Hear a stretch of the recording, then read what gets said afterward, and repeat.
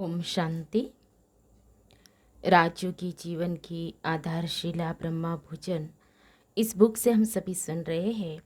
आज हम सभी सुनेंगे आदरणीय राजयोगिनी ब्रह्मा कुमारी आरती दीदी, इंदौर मध्य प्रदेश। उन्होंने कहा है, ब्रह्मा भोजन भगवान की याद में ही बनाए, अन्य किसी की स्मृति न हो। ब्रह्मा भोजन भगवान की याद में ही बनाए, अन्य किसी की स्मृति न हो।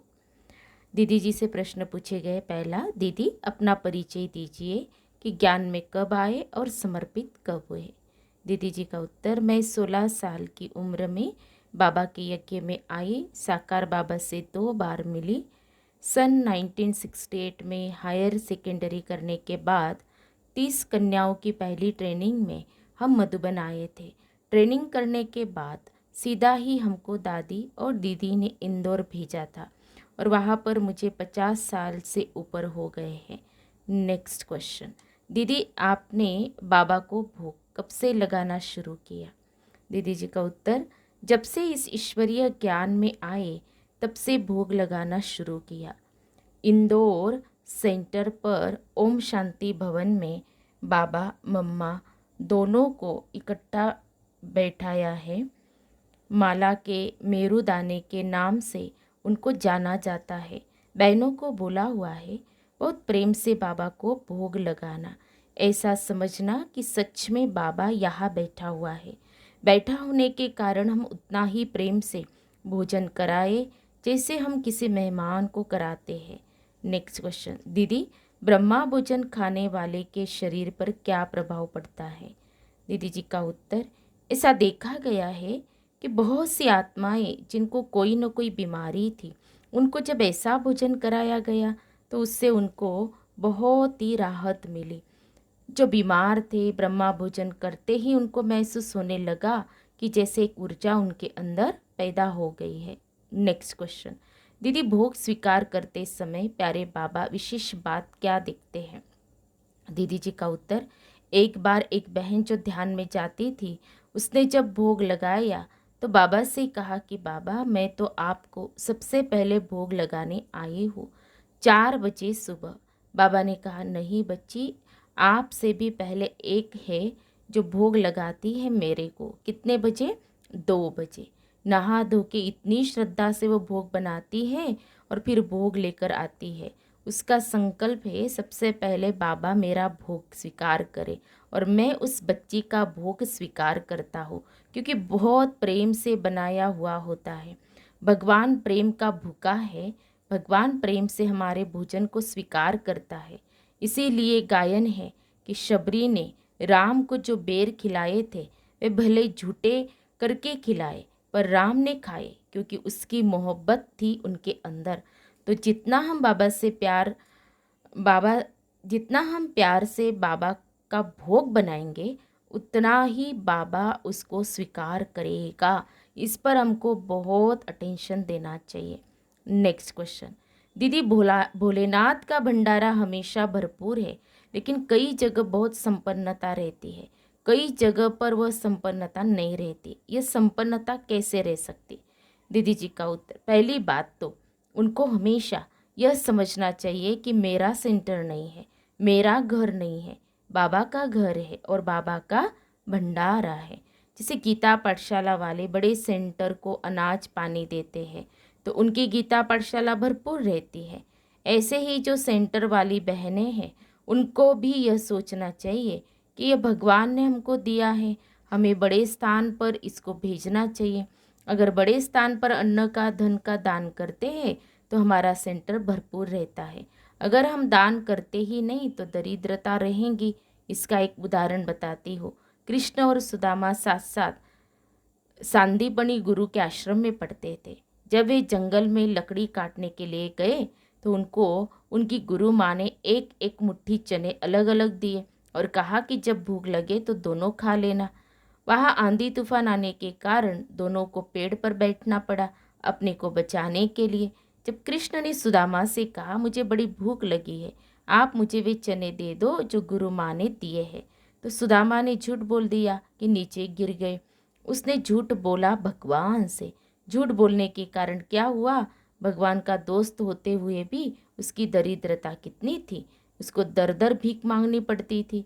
फिर उसकी पत्नी ने एक मुट्ठी चावल देकर भेजा भगवान को देने के लिए, तब वह धन धान्य से संपन्न बना। ऐसे ही हम आत्माएं भी, अगर घर में एक बोरी अनाज आया है तो मुझे इसमें से कुछ मधुबन में बाबा के लिए देना है। हम जब बाबा को सहयोग करते हैं तो कईयों का अनुभव है कि आज हमने एक बोरी दिया तो हमको 4 बोरी मिल गया। ऐसे आप धन धान्य से संपन्न बन सकते हैं। मन में बाबा के प्रति श्रद्धा होनी चाहिए, भगवान का है, हमारा नहीं है। अगर ये बात हमारे मन में हो तो कभी भी किसी भी प्रकार की तकलीफ नहीं होगी। नेक्स्ट क्वेश्चन, दीदी मशीनी बिस्कुट, कोल्ड ड्रिंक आदि के प्रयोग से क्या हमारी स्थिति में फर्क पड़ता है? दीदी जी का उत्तर, हमारे फादर लेफ्टिनेंट कमांडर थे मिलिट्री में। रिटायर होने के बाद उन्होंने शराब का धंधा शुरू किया था।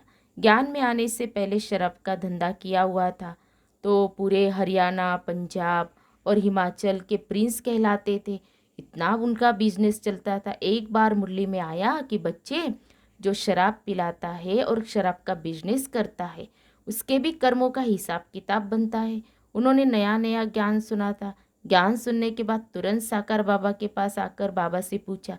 बाबा ने कहा, बच्चे शराब पिलाओगे तो कर्मों का हिसाब किताब बनेगा, उससे आप भी अशांत रहोगे और अन्य आत्माओं को की भी दुआएं नहीं मिलेंगी। यह सुनकर के उसी दिन से संकल्प किया कि मैं इस बिजनेस को बंद कर दूंगा और बंद कर दिया। दादियों ने कभी मशीनी बिस्किट, कोल्ड ड्रिंक आदि का सेवन नहीं किया। उनकी त्याग और तपस्या ने आज यज्ञ को इतना बढ़ाया है। हम त्याग तपस्या करेंगे तब तो यज्ञ और आगे जाएगा। अगर हमारी त्याग तपस्या में कमी आएगी तो विघ्न आएंगे ही। हम कितना भी समझे कि ये तो मशीन से बनी हुई है, इस आइसक्रीम को खाने में क्या हर्जा है, लेकिन फिर भी वो जो वाइब्रेशन है, वातावरण है दुनिया का, वो उसके अंदर भरता है। आप प्रयोग करके देख सकते हैं।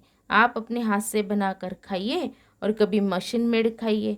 मशीन मेड खाने से आपका मन योग में नहीं लगेगा, आपकी इच्छा ही नहीं होगी कि आप योग करो। इसीलिए हमें इस बात पर बहुत अटेंशन देना चाहिए कि हम अपने अन्न की धारणा को बिल्कुल ना तोड़े, चाहे कुछ भी हो जाए। हम तो समझते हैं किसी के घर में जाकर भी भोजन बनाकर नहीं खाना चाहिए। भले बनाएंगी बहनें, लेकिन वाइब्रेशन क्या है, उस व्यक्ति विशेष के वाइब्रेशन उस भोजन में आते हैं। इसीलिए हमें अपने ऊपर बहुत अटेंशन रखकर परहेज से, जो बाबा ने हमको नियम बताए हैं उस अनुसार चलना चाहिए। इससे हमारा बहुत फ़ायदा है। नेक्स्ट क्वेश्चन, दीदी माताएं घर गृहस्थी में रहती है, उनको रिश्ता निभाना है, परिवार में रहते हुए कट नहीं कर सकती। बच्चों की शादी है या और किसी की उसमें जाती है, उस समय किस प्रकार से नियम निभाए? दीदी जी का उत्तर, अगर गृहस्थ में रहने वाली माताएं पक्की होंगी तो वे बाहर नहीं खाएंगी, चाहे कितना भी लौकिक परिवार हो, कैसा भी हो, वे पहले ही बता देगी। जैसे हमारे यहाँ एक परिवार है, उनके बाद शादी होने वाली थी लड़के की, उन्होंने अपने होने वाली बहू को पहले से ही बता दिया था कि हम आश्रम पर जाते, हमारा नियम यह है, हम किसके हाथ का नहीं खाते हैं, इसे फील नहीं करना। पहले से उसको ज्ञान का कोर्स कराया तो उसने कोई विरोध नहीं किया, उसके माता पिता ने भी कोई विरोध नहीं किया। मैंने देखा एक जगह ज्ञान सुनाने गए तो एक ऐसी माता ज्ञान में निकली जो श्रीनाथ द्वारे को मानती है। श्रीनाथ द्वारे वाले नल के पानी से खाना नहीं बनाते, कुएं के पानी से खाना बनाते। वो मधुबन में आई तो यहाँ भी कुएं से पानी निकाल कर भोजन बनाकर खाया। वो माता भक्ति मार्ग में रहते हुए इतने कड़े नियम को फॉलो कर सकती है, तो हम नहीं कर सकते हैं क्या? हमको कौन रोकेगा? थोड़ा लोग हंसी उड़ाएंगे यही ना, हम उनका सामना करें। शुरू शुरू की माता इतनी पक्की होती थी कि वो अगर शादी में गई तो अपने बच्चों को साथ ले जाती थी, थाली में खाना परोस देती थी, खुद ऐसा शो करती थी कि हम खा रहे हैं, लेकिन बच्चों को खिला देती थी और खुद यूं ही वे उठ जाती थी। नियम तो फॉलो किया ना, युक्त युक्त चले, किसी को पता भी नहीं चला और नियम भी निभ गया। दुनिया वाले जानते कि इनका नियम है कि बाहर खाना नहीं खाते, लहसुन प्याज नहीं खाते। अगर कोई भाई होटल में कुछ खा रहा होगा तो तुरंत उसकी रिपोर्ट सेंटर पर आ जाती है। आज हमने फलाने भाई को जलेबी खाते देखा या हमने होटल में कुछ पीते देखा, कहने का मतलब है कि दुनिया वाले ये सब बातें नोट करते कि हम कितनी धारणा पर चलते, इसीलिए हमें अपनी धारणाओं में ढीला नहीं होना चाहिए। नेक्स्ट क्वेश्चन, दीदी शादी के घर में गए हैं, वहाँ पर अगर खाना बना के खाते लेकिन वहाँ के वाइब्रेशन तो और प्रकार के होते, उस टाइम पर क्या करें? दीदी का उत्तर, कई माताएं सुबह जल्दी उठ करके पहले बना करके टिफिन में पैक करके रख लेती, कोई उपवास भी कर लेती, कोई फ्रूट आदि खा लेती, या सिर्फ दूध पर या चाय पर रह लेती। एक दो दिन की ही तो बात होती है, तो अपने ऊपर है कि हम किस तरह से युक्त तरीके से अपने को बचा करके चले। नेक्स्ट क्वेश्चन, दीदी बाबा को यदि कोई सेंटर वाले फ्रूट और पानी का भोग लगाते, पूरे भोजन का नहीं लगाते, तो ये कहाँ तक ठीक है? दीदी जी का उत्तर, बाबा के लिए भोग पूरा रखना चाहिए। बाबा हमारे घर का सदस्य है, जैसे कोई बुजुर्ग व्यक्ति होता है, घर में बैठा हुआ है, तो उसको बना के खिलाना ही है। इसे बाबा को समझना चाहिए, बाबा को भोग लगाना जरूरी है। ताज़ा भोग बनाकर बाबा को जरूर स्वीकार कराए। केवल फ्रूट का ही नहीं, हम फ्रूट खा रहे हैं क्या? अगर हम उपवास में हैं, हम फ्रूट खा रहे हैं, तो हम पहले बाबा को खिलाए। अगर हम सब खाना खा रहे हैं और बाबा को फ्रूट दे, तो वो ठीक बात नहीं है ना। इसीलिए विधिवत थाली सजाकर बाकायदा टेबल या चौकी पर रखकर भोग का कपड़ा डालकर बाबा का आह्वान करें, उनको बुलाए। बुलाने के बाद भोग स्वीकार कराए। 10 मिनट 15 मिनट तो हम कम से कम बाबा को भोग स्वीकार जरूर कराए और विधि पूर्वक कराए तो अच्छा रहेगा। नेक्स्ट क्वेश्चन, दीदी क्या भोग में भोजन के साथ फ्रूट रख सकते हैं? दीदी जी का उत्तर, कभी कभी जिज्ञासुओं को फल देना पड़ता है, या कोई घर में बीमार है तो देना पड़ता है, इसीलिए फल रहता है तो अच्छा रहेगा। फल रखिए, ड्राई फ्रूट रखिए, ड्राई फ्रूट खराब नहीं होता है। आप किसी को देना चाहे तो प्रसाद के रूप में दे सकते। ये सभी चीज़ें हमें रखनी चाहिए। नेक्स्ट क्वेश्चन, दीदी अमृत का क्या महत्व है? दीदी जी का उत्तर, अमृत का महत्व तो बहुत है। जैसे भक्ति मार्ग में चरणामृत का महत्व है, वैसे यह अमृत का महत्व है। अमृत जैसे मधुबन में बनता है वैसा ही बनना चाहिए। अमृत का प्रभाव बहुत पड़ता है। अमृत सब लोग चाहते कि हम पी ले, इसीलिए अमृत रखना बहुत आवश्यक है। पानी को थोड़ा गुनगुना कर लीजिए, बहुत ठंडा नहीं हो। शक्कर या शहद मिलाइए, शहद नेचुरल मिठास मानी जाती। फिर इलायची है, केसर है, तुलसी के पत्ते हैं, सब मिक्स करके डाल दीजिए। उसके बाद आप दीजिए तो टेस्टी बिल्कुल अलग होता है। नेक्स्ट क्वेश्चन, दीदी हम लोग खाना खाने के साथ सादा पानी पीते हैं, लेकिन बाबा को मीठा क्यों पिलाएं? दीदी जी का उत्तर, मीठा हर समय नहीं पिलाते, सिर्फ भोग जब लगता है सदगुरुवार के दिन तब। बाकी दिन आप सादा पानी रख सकते हैं, हर समय मीठा पानी रखने की आवश्यकता नहीं है। नेक्स्ट क्वेश्चन, दीदी बाबा को कौन सा भोग स्वीकार्य होता है? दीदी जी का उत्तर, जो बाबा की याद में बनाया हुआ हो। बाबा ने एक बार अनुभव कराया था, जैसे कोई भोग का पैसा लेकर आते, कहते हमारी तरफ से भोग लगाना, तो बहनें पूछ लेती कि आपको क्या चाहिए भोग में। वो कहेंगे हमको समोसा चाहिए, कचौड़ी चाहिए।